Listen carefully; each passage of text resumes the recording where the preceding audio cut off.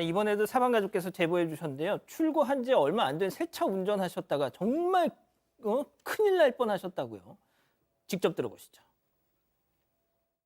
제 주차장에 딱 정차를 해가지고 이제 차에 내리니까 이제 냄새가 확 나는 거예요, 기름 냄새가. 예. 그래서 우리 차일 줄은 생각을 못 하고 어디가 누가 기름을 엎었나 이제 하고서 트렁크로 가서 짐을 꺼내는데 이제 발밑이 이제 촉촉해지는 거죠. 그래서 이제 집사람이 옆에서 보니까 우리 차에서 기름이 샌다고 이제 뭐 불날까봐 지상으로 빨리 올려가지고 가서 조치를 받은 상황입니다. 그래서 불 안 난 게 천만다행이죠, 진짜.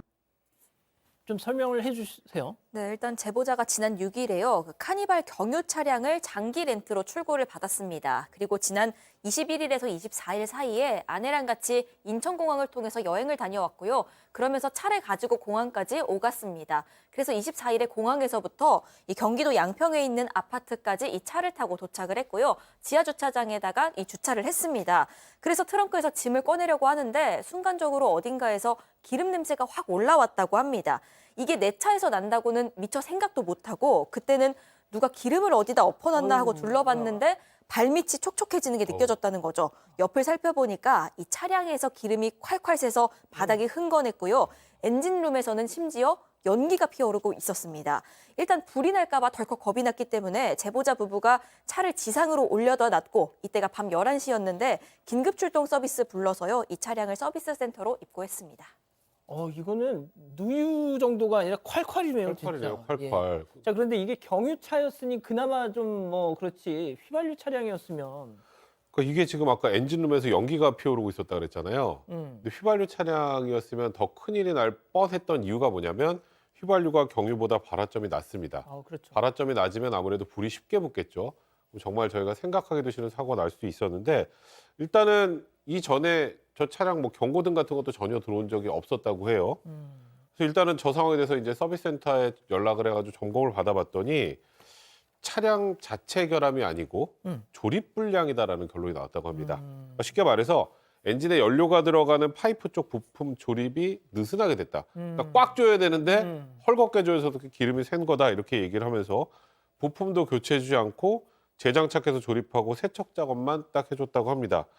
그래서 이거 아니고 혹시 부품 자체가 불량일 수도 있는 거 아니냐? 당연히 불안하죠. 지금 기름이 지금 보시는 것처럼 콸콸콸 새는데. 근데 센터 측에서는 이거 헐겁게 꼽아놔서 그런 거니까 혹시 또다시 이런 문제가 생기면 그때는 갈아주겠다. 이렇게 응대를 했다고 합니다. 자, 일단 차는 수리했습니다. 그런데 또 다른 골칫거리가 있었죠. 앞서 보신 것처럼 지하 주차장 그냥 바닥이 다 흥건하게 이렇게 기름칠이 돼 있어서 이걸 청소를 해야 되잖아요. 자, 제보자는 혹시 이것도 어떻게 좀 도움을 받을 수 있을지 고객센터에 연락을 했는데 이런 답변이 왔다는 겁니다. 체크포인트 짚어보죠. 쿠폰으로 퉁 이렇게 잡아봤는데요. 자, 이 제보자와 고객센터 상담원과의 대화 잠깐 들어보시죠. 다른 보상이라든가 현금이라든가 이런 거는 사실 좀 어렵고요. 우리 고객님 이제 자동차에 운행하시다 보면은 필요한 엔진오일 교환하고 그렇지 않습니까? 그렇지만 이번에 요번 문제로 인해서 발생된 거 보상 차원에서 제가 그 엔진오일 교환 한번 해드릴 수 있는 거 그걸 보상해 드리면 어떻습니까? 교수님, 예, 사실 저게 이제 결과 발생에 대한 인과관계 측면에서 봤을 때 그로 인한 그 소요 비용이 발생이 된다면 사실 원인 제공자가 거기에 대한 어떤 책임이 있다라고 볼 수밖에 없는 그런 상황인데요. 사실 이제 이 차량에서 기름이 새서 아까 보시는 바와 같이 새 지하 주차장이 완전히 오염이 된 그런 상황이죠. 그러니까 이제 이분 같은 경우는 사실 뭐 자기 잘못은 아니지만 그 주민들 보기에도 상당히 좀 힘든 그런 상황이니까 업체 불러서 청소를 해주든가 아니면은 뭐 그쪽 직원이 와서 좀 치워달라 이렇게 요구를 한 모양입니다.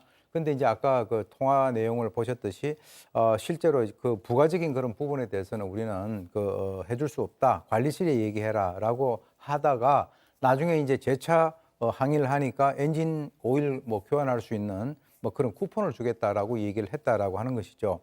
그런데 이제 사실 이 고객 같은 경우는 상당히 좀 화가 많이 나 있는 그런 상태인데 나중에 이제 그러면은 그쪽에 있는 직원이 한번 이 관리실을 방문하겠다라고 얘기를 했는데 그 뒤에 조치가 없다라고 하는 겁니다. 그래서 어떻게 보면 이 본사에 연락을 해서 예비비를 사용을 했더라도 적극적인 조치를 갖다가 해 주었으면 하는 그런 아쉬운 마음이 있는데 왜 그러냐면 이런 것들이 이제 노출되고 하면 오히려 부정적인 광고 효과로 따지면 훨씬 손해가 아니겠는가 하는 그런 생각이 듭니다.